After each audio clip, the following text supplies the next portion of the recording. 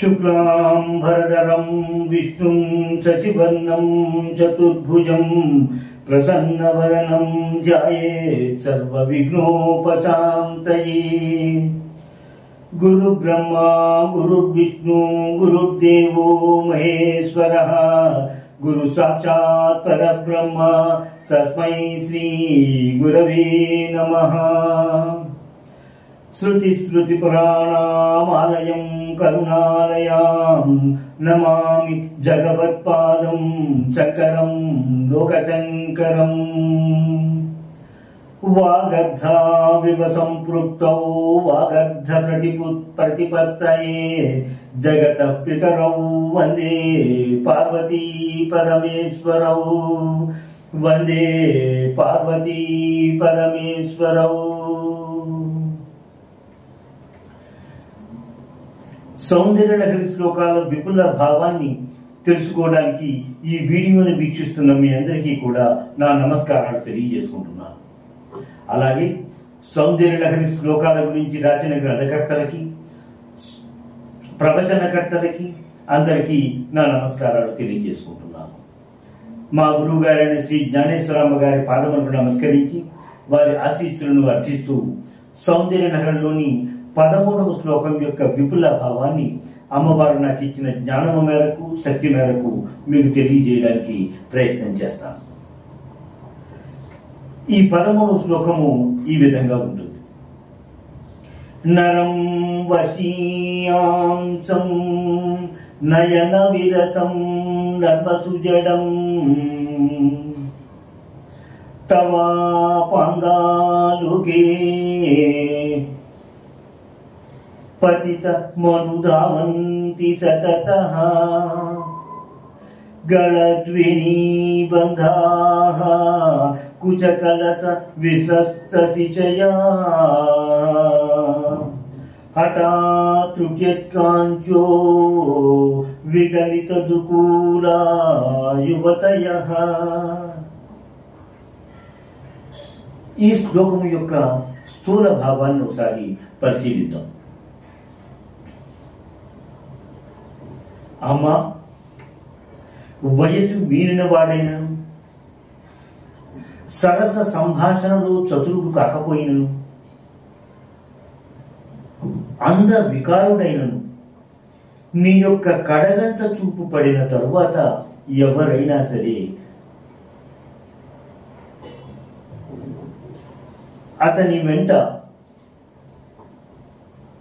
జడల ముడులు విడిపోతున్నా సరే, వక్షోజ్మ మీదున్న వస్త్రము తొలగిపోతున్నా సరే, నడుపుకు కట్టుకున్న బట్టల యొక్క ముడులు విడిపోతున్నా సరే, ఎంతో మంది యువతులు అతని వెంట మోహించి అతని వెంట పడతారు అన్న. ఈ శ్లోక భావములకు దగ్గరగా ఉండేటువంటి తెలుగు పద్యాన్ని ఒకసారి పరిశీలిద్దాం. వయసు మీరిన వాడు వెరపు గొరిపెడి రూపియో సరస మెరుగని ముడుడైన నీడు ఓరచూపునే నవయువతులు పెక్కుగా వలతులుగా పర్వతపుత్రి. ఈ శ్లోకం యొక్క విపుల భావాన్ని గ్రహించడానికి మనం ప్రయత్నం చేద్దాం. ఈ శ్లోకం యొక్క స్థూల భావాన్ని ఈ శ్లోకాన్ని చదివిన తరువాత లేక విన్న తరువాత ఎవరికైనా సరే ఈ శ్లోకాన్ని నిజంగా శంకర భగవత్పాదులే రాశారా, ఇది నిజంగా సౌందర్యలహరిలో శ్లోకమేనా? ఎందుకంటే సౌందర్యలహరి అమ్మవారి యొక్క దివ్య వైభవాన్ని గురించి తెలుపుతుండేటువంటి ఆ సౌందర్యలహరిలో శృంగార భరితమైనటువంటి ఇటువంటి శ్లోకము ఉంటుందా అనే అనుమానం చాలా మందికి కలుగుతుంది. ఈ శ్లోక భావాన్ని చూసిన తర్వాత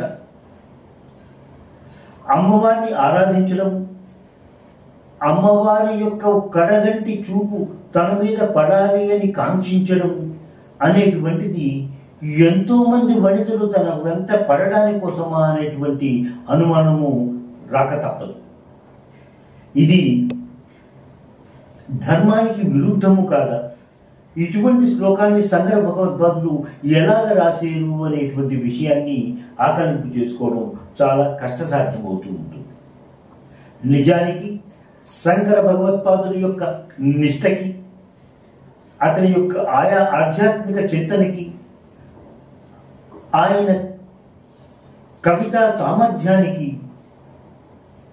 మనము నమ్మకం ఉంచుకున్న వాళ్ళమైతే శంకర భగవత్పాదులు రాసినటువంటి ఏ శ్లోకమైనా ఏ రచనైనా రాసే జాతిని ఉద్ధరించడానికే కాదా, కానీ జాతిని భ్రష్టు పట్టేటువంటి విధంగా ఆయన శ్లోకాలు రచించరు, ఆయన రచనలు కొనసాగవు అనేటువంటి నమ్మకము ఉన్నవారికి ఈ శ్లోకంలో అంతర్లీనంగా ఏదో ఆధ్యాత్మికమైన భావన ఉండే ఉంటుంది అనే విషయాన్ని గ్రహించిన వారి దాని గురించి కాస్త పరిశోధన చేస్తే ఆ శ్లోకం యొక్క అద్భుతమైనటువంటి నిజ భావం కనిపిస్తూ ఉంటుంది. అదే శంకర భగవత్పాదులు కోరుకున్నది కూడా. ఈ శ్లోకము మొదటి పాదంలో 3 రకములైనటువంటి మనుషుల గురించి తెలియజేశారు. ఒకటి నరం వర్షీయాంశం అన్నారు, వృద్ధుల గురించి చెప్పారు. నయన విరసం అంటూ అందవిహీనుల గురించి, నర్మసు జడం అంటూ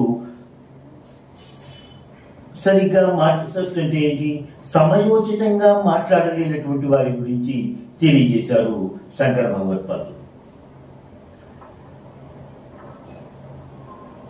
నరం వశీయాంశం అన్నారు. అంటే వర్షీయాంశం అంటే వయసు మీరినటువంటి, నరం అంటే నరుడు. వయసు మీరినటువంటి నరుడికి, మనుషులకి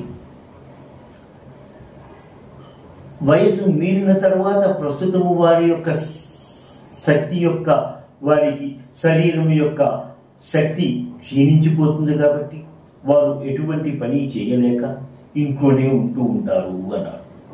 అటువంటి వారికి సమాజంలోని కానీ కుటుంబంలోని కానీ తగినటువంటి మర్యాద లభించదు అని చెప్పారు. అది సహజమే కదా. భజగోవిందంలో శంకర భగవత్పాదులే చెప్పినట్టుగా భగవద్విత్తోపార్జన సకః తావన్నిజ పరివారో రక్త పశ్చాజ్జీవిత జర్జర దేహే వార్తా కోపీన పుచ్చతి గేహే అన్నారు. అంటే శరీరంలో శక్తి ఉన్నంత కాలం, పరివారమునకు ఉపయోగపడే విధంగా ఉన్నంత కాలం పరివారంలోని ప్రజలు, సమాజంలోని ప్రజలు అతనికి తగినటువంటి గౌరవాన్ని అందిస్తారు. తర్వాత అతనికి సరి అయిన గౌరవము ఉండదు అన్నారు. అలాగే రెండవ పదం గురించి ఆలోచిస్తే నర్మసుజడం అన్నారు. అంటే సమయాచితముగా మాట్లాడడం చేత కానివాడు, అతనికి సందర్భానుసారంగా మాట్లాడడం రానివాడు. కొంతమందికి శరీరము సహకరిస్తూ ఉంటుంది, ఇంట్లో ఉండేటువంటి పరివారము వారితో సహకరిస్తూ ఉంటారు. కానీ అతనికి మాట్లాడే సామర్థ్యము లేకపోవడం వలన, సమయోచితంగా మాట్లాడేటువంటి శక్తి అతనికి తెలియకపోవడం వలన సమాజము అతన్ని దూరంగా ఉంటుంది, అతన్ని నిర్లక్ష్యం చేస్తూ ఉంటుంది అన్నారు. ఇంకా మూడో రకం మనుషులు నయన విరసం అన్నారు. అంటే అందవిహీనులు, సౌందర్యమైనటువంటి సుందర స్వరూపము లేనివారు. ఈ ముగ్గురిని కూడా సమాజము లేక లోకము నిర్లక్ష్యంగా చూస్తూ ఉంటుంది.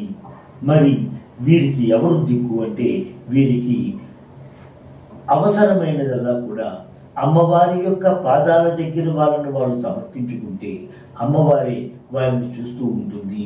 అవా పాంగా లోకే అన్నారు.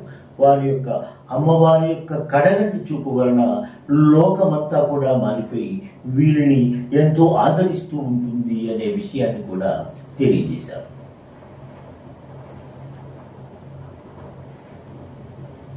ఇంకా ఈ శ్లోకంలోని మొదటి పాదంలో ఉపయోగించినటువంటి పదములు అంటే నరం వశీయాంసం నయన విరసం నర్మసుజడం, ఈ మూడు పదాలని మిగతా 3 పాదాలలో ఉపయోగించినటువంటి ముఖ్యమైన పదాలని కొంచెం ఒకసారి సమన్వయం చేసుకుని ఆలోచిస్తే ఎంత అద్భుతమైన భావం వస్తుంది అన్నదాన్ని మనం అర్థం చేసుకోవచ్చు.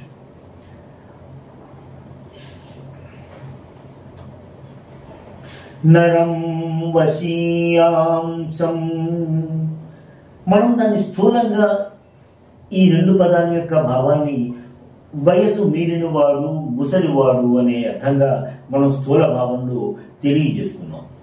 కానీ నిజానికి అది వయసు మీరిన వాళ్ళ గురించి చెప్పడం ఒకటే కాదు, జన్మల నుండి వస్తూ ఎన్నో జన్మల నుండి అజ్ఞానిగా ఉన్నటువంటి అతనికి వారి గురించి ఇక్కడ ప్రస్తావిస్తున్నారు అన్న విషయం మనం అర్థం చేసుకోవాలి. ఇక్కడ మరొక అనుమానం అయితే వస్తుంది మనకి. శంకర భగవత్పాదులు తన శ్లోకంలో